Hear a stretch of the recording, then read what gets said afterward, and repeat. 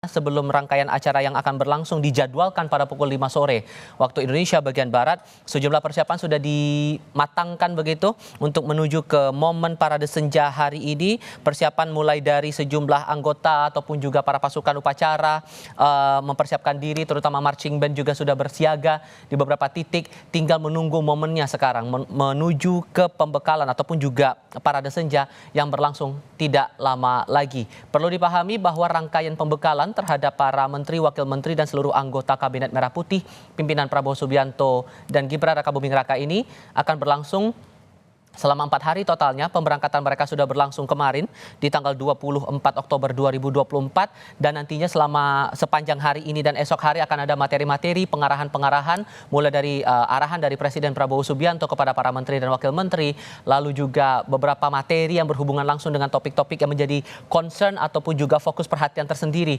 oleh Prabowo Subianto, terutama masalah pencegahan korupsi dan bagaimana penataan birokrasi di pemerintahan yang baru saat ini. Kita akan coba bahas lebih dalam lagi soal pembekalan ini. Kemudian ada beberapa poin juga yang menarik untuk dicermati sejauh mana memaknai peringatan tegas yang disampaikan oleh Presiden Prabowo Subianto dalam beberapa hari ke belakang kepada para pembantunya di kabinet. Apalagi saat penggemblengan di Magelang, Prabowo sempat meminta juga kepada para menteri agar tidak bergerak sendiri-sendiri. Dua narasumber kami sudah bergabung lewat sambungan dalam jaringan.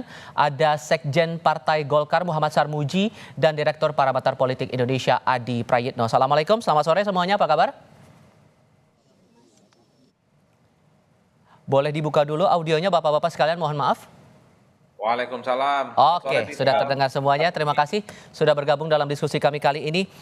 Mas Adi, saya mau mulai dulu dengan beberapa poin penegasan yang disampaikan oleh Presiden Prabowo di pekan-pekan awal pemerintahan baru ini. Mulai dari masalah bagaimana memastikan seluruh tim ini bersatu sesuai dengan arahan dan juga komando, kemudian tidak bergerak sendiri-sendiri. Dan ini baru awal pemerintahan baru. Sejauh mana Anda membaca atau memaknai ini semua? Ya, saya mencoba untuk meminjam istilahnya dari Prabowo. Ini yang disebut dengan the military way. Jadi ini untuk menumbuh kembangkan rasa soliditas, kedisiplinan, dan tentu saja untuk menyamakan bagaimana persepsi dan kepentingan politik ke depan itu bisa sama-sama kompak dan selaras ya.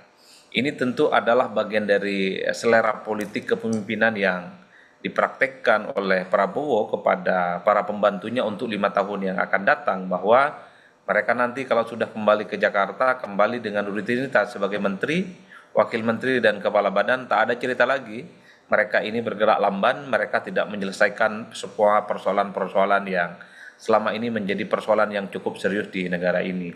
Jadi ini semacam guidance ataupun pesan politik bahwa bagi Prabowo Subianto, gaya-gaya kedisiplinan, gaya-gaya ketegasan adalah kunci untuk mewujudkan Indonesia itu menjadi Indonesia emas. Semua persoalan-persoalan seperti kemiskinan, memberantas tentang bagaimana korupsi, termasuk soal bagaimana birokrasi lambat itu bisa dihilangkan. Jadi ini yang saya kira memang kenapa retreat yang terjadi berhari-hari di Jawa Tengah menurut saya sebagai bagian dari upaya untuk menggembleng dalam bagaimana para menterinya ini nanti bisa berjalan dan bisa bekerja dengan tuntas. Sebatas ini hanya style atau cara berkomunikasinya Presiden, atau justru Anda menangkap bahwa jangan-jangan Presiden sudah mencium gelagat ada yang tidak patuh pada perintah nih? Kalau saya ini soal selera Presiden aja, karena memang membangun soliditas tim untuk 5 tahun yang akan datang tentu itu harus diawali dalam satu pertemuan-pertemuan dan pelatihan-pelatihan yang tentu saja sangat kondusif ya. Saya kira Prabowo Subianto cukup powerful posisinya. Saat ini beliau adalah ketua umum partai, didukung oleh begitu banyak kekuatan politik, dan yang paling penting pergaulan politiknya kan cukup luar biasa, Tifal. Jadi rasa-rasanya agak sulit bagi saya membayangkan ada menteri yang membelelo, ada menteri yang tidak solid, ada menteri yang kemudian tidak tegak lurus ya. Karena posisi Prabowo per hari ini menurut saya posisinya cukup strategis dan mendapatkan dukungan dari berbagai kalangan. Jadi dalam konteks itulah kemudian sebenarnya parade ataupun latihan akademi militer di Jawa Tengah sebagai upaya bagaimana jiwa-jiwa ketentaraan ataupun kemiliteran itu juga bisa diadopsi oleh para pembantunya untuk 5 tahun yang akan datang. Saya kira model-model pelatihan semacam ini juga banyak diadopsi oleh perusahaan-perusahaan dan organisasi-organisasi besar ya, terutama untuk menumbuhkan kebersamaan, kedisiplinan dan ketegasan. Oke. Jadi semangat itu yang sepertinya ingin diinjeksi oleh Prabowo sebagai presiden terpilih bagi para menterinya untuk 5 tahun yang akan datang, Mas.